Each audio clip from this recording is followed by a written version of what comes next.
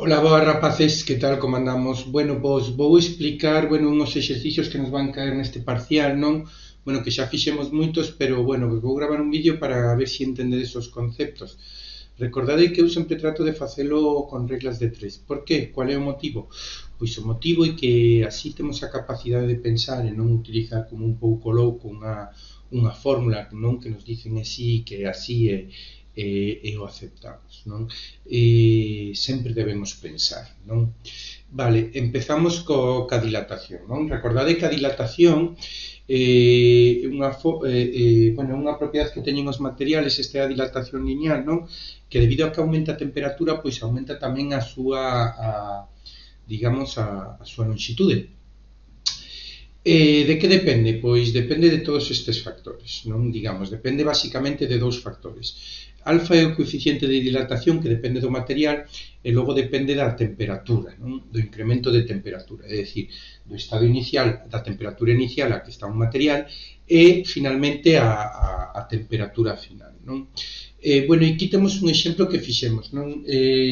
Recordade que eu vos falei un pouco das unidades e me falastes, oye, que pasa co coeficiente alfa, que aparece aí unha C con un símbolo, con un exponente negativo 1, non?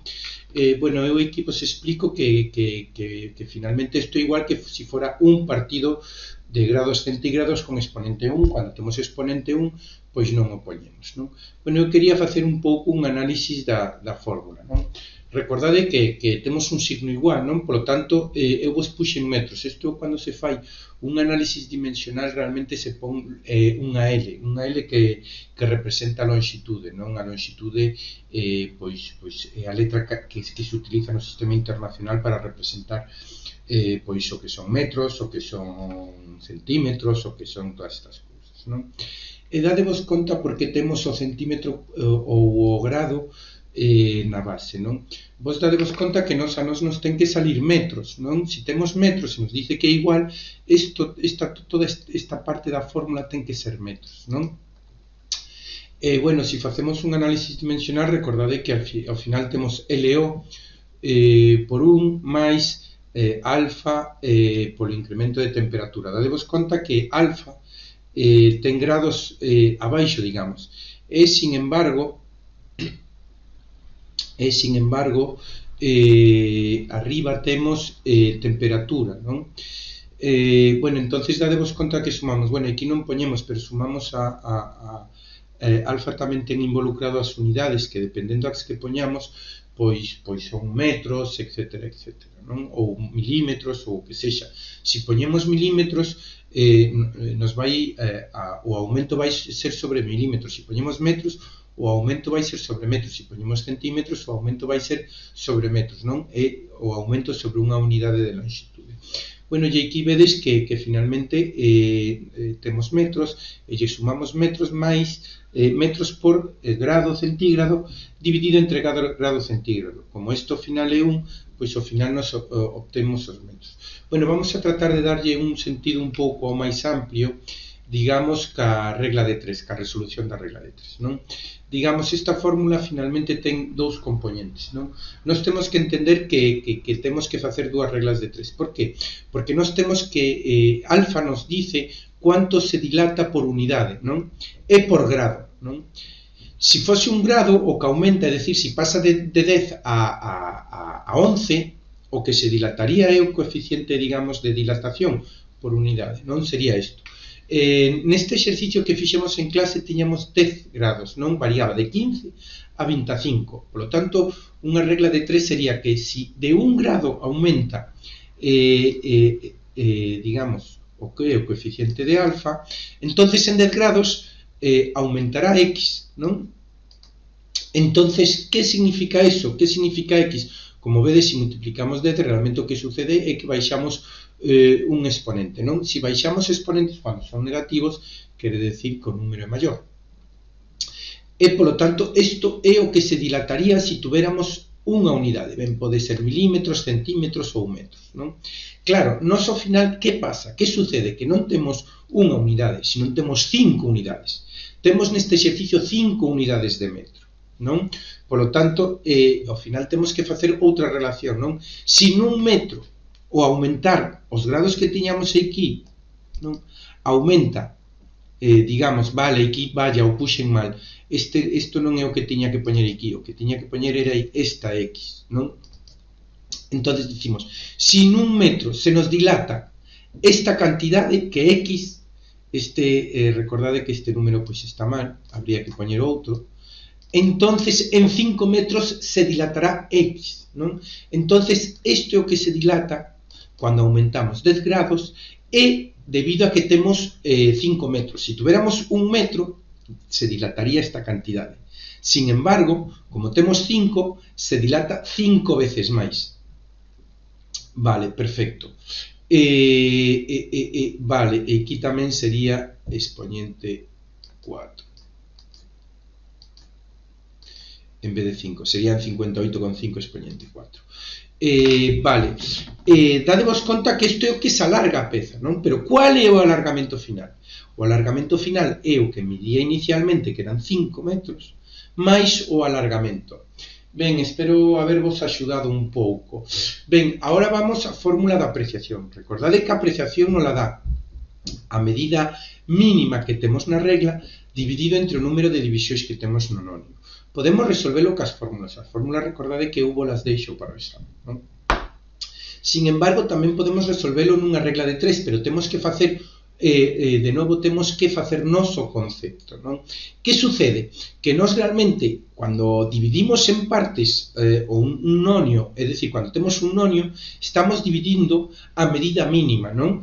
E cando temos un micrómetro, pois igual, non? Ao final, dadevos de conta, recordade que no micrómetro nos basábamos no paso, non?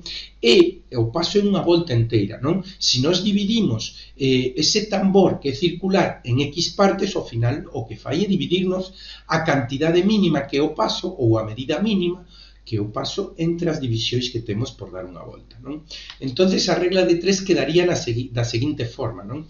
Se nós temos unha medida que, na regla principal, digamos, se é un P de Rei, de 1 milímetro, e o dividimos en 10 partes, que é o que divide o nonio, non? O nonio que divide é, digamos, a división da regla grande, e según se vai acercando ou máis ao inicio de unha medida ou ao final, pois temos as partes, non?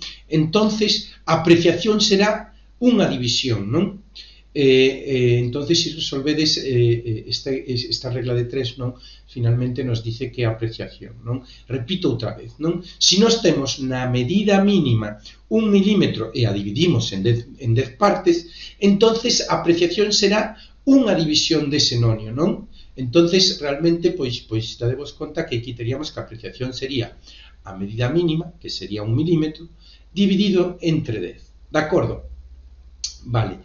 Vamos tamén ao error absoluto, a media e o error relativo, non? Eu aquí vos poño un pequeno exemplo, non? E o exemplo é que nós temos 3 medidas, non? 3 medidas, unha é 15, outra é 16 e outra é 17, non? Nós, o primeiro que temos que facer neste tipo de exercicios é a media. Como facemos a media? Pois a media é moi sencillo, non? Ao final, a media de 3 valores é a suma dos 3 valores, que son diferentes, divididos entre 3, non? Logo, recordade o concepto de error absoluto. O error absoluto non é máis que o error que cometemos, digamos, sobre a media, non? Dadevos conta que nós tiñamos outro tipo de exercicios, non? Nós tiñamos exercicios con moitas, digamos, con moitos decimales e facíamos unha aproximación. Ao facer unha aproximación tamén cometíamos un erro, non?